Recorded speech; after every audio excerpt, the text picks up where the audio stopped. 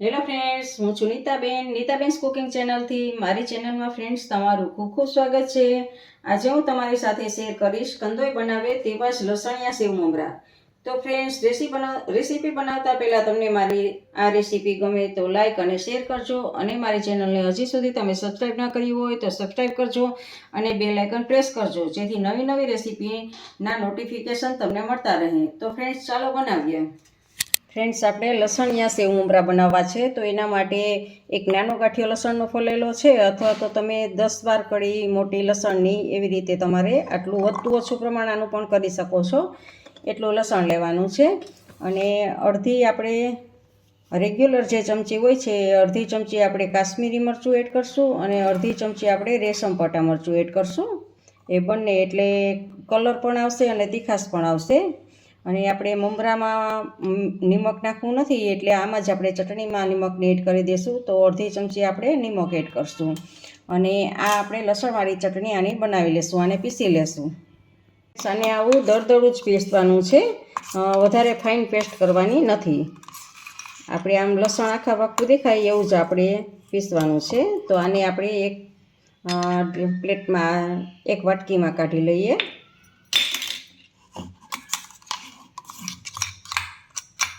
જુઓ ફ્રેન્ડ્સ, આપણે હવે લસણવાળી ચટણીનો વઘાર કરશું. તો એ માટે આપણે ગેસ ઉપર એક પેન રાખેલું છે, અને એની ઉપર આપણે 2 ચમચી આપણે તેલ એમાં એડ કરીશું. 1 ચમચી આપણે લસણવાળી ચટણી છે, તો 2 ચમચી એમાં તેલ એડ કરવાનું છે. અને તેલ ગરમ થાય અને આવે એટલે આપણે એમાં હિંગ એડ કરશું. બસ હિંગ સિવાય ફ્રેન્ડ એમાં કાંઈ એડ કરવાનું નથી, ખાલી એક હિંગ જ એડ કરવાની છે. અને આપણી આ ચટણી જુઓ, હિંગ આપણી સતળાઈ છે, તો આપણે આ ચટણીને એડ કરી દેવાની છે. અને ગેસની ફ્લેમને સાવ ધીમી રાખવાની છે. અને જુઓ ફ્રેન્ડ્સ, આને આવી રીતે આમ મિક્સ કરી દેવાનું છે. જુઓ, તેલમાં બધી જ જગ્યાએ આવી રીતે આમ આપણે મિક્સ કરી દઈશું આને. અને સાવ ગેસને સાવ સ્લો જ રાખવાનો છે. અને આ ચટણીને આપણે સાતળી લેવાની છે.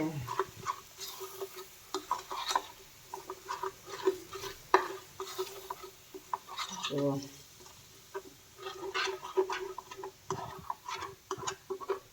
અને આપણું કાચો ટેસ્ટ લસણનો હોય જાય ને ત્યાં સુધી આપણે આને સાતળવાની છે. જુઓ, હજી આને 2 મિનિટ માટે આમને એમ સાતળશું. અને ગેસની ફ્લેમ સાવ સ્લો જ છે. જુઓ ફ્રેન્ડ્સ, આને આવી રીતે આમ હલાવતા રહેવાનું છે, જેથી કરીને નીચે ના બેસી જાય. અને જુઓ, થોડોક કલર ચેન્જ થઈ જશે, આપણું સતળાઈ જશે ને એટલે આવી રીતે હલાવતા જ રહેવાનું છે ફ્રેન્ડ્સ. તો ફ્રેન્ડ્સ જુઓ, લગભગ આપણી હવે આ સતળાઈ ગઈ છે. તો આપણી આ ચટણી સતળાઈને તૈયાર છે. એ બંધ કરી દઈએ અને હવે આપણે આને ઠંડુ થવા દઈએ. જુઓ ફ્રેન્ડ્સ, આપણે ચોમાસું છે અત્યારે, તો આ મમરા થોડા કવાઈ ગયેલા હોય છે, એટલે એને ક્રિસ્પી કરવા માટે આપણે તડકોય નથી અત્યારે.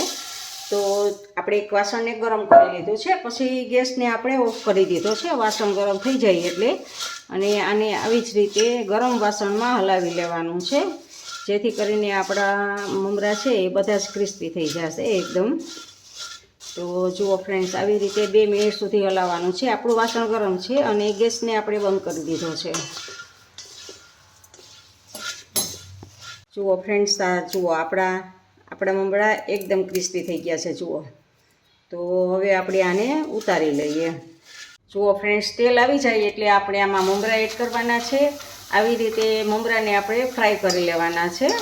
અને તરત જ એને ફ્રાય થતાં જરાય વાર નહીં લાગે, એટલે તરત જ આપણે કાઢી લેવાના છે. ફટાફટ આવી રીતે બધા જ મમરા આપણે કાઢી લેશું.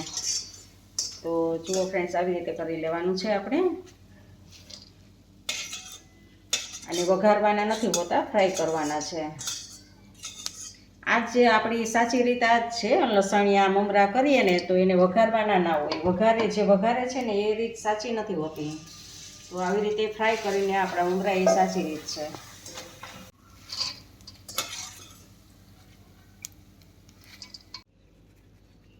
જુઓ ફ્રેન્ડ્સ, આપણે આ 100 ગ્રામ મમરા હતા, તો એની સામે આ 50 ગ્રામ આપણે સેવ લીધી છે. તમે ઝીણી જાડી, મેં આ જો મીડિયમ સેવ લીધેલી છે, ઝીણી જાડી કે કોઈ પણ સેવ લઈ શકો. અને મિક્સ કરી દેવાની છે.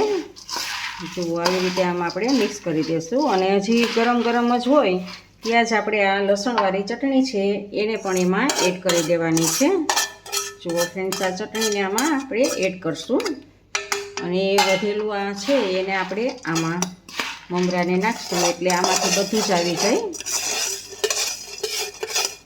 જુઓ મમરામાં બધું જ લાગી જશે.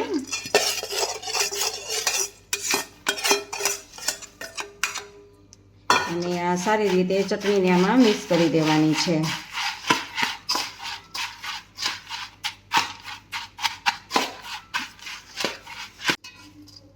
જુઓ ફ્રેન્ડ્સ, આ આપણા લસણિયા મમરા તૈયાર છે.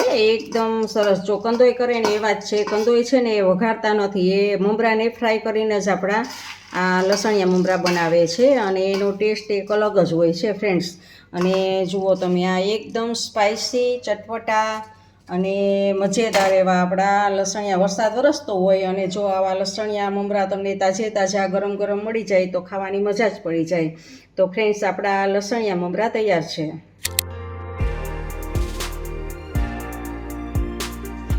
ફ્રેન્ડ્સ, તમને મારી આ રેસીપી કેવી લાગી તે કમેન્ટ બોક્સમાં કમેન્ટ કરીને મને જરૂરથી જણાવજો. ઇન્સ્ટાગ્રામમાં મારા પેજને ફોલો કરજો, મેં નીચે લિંક આપેલી છે.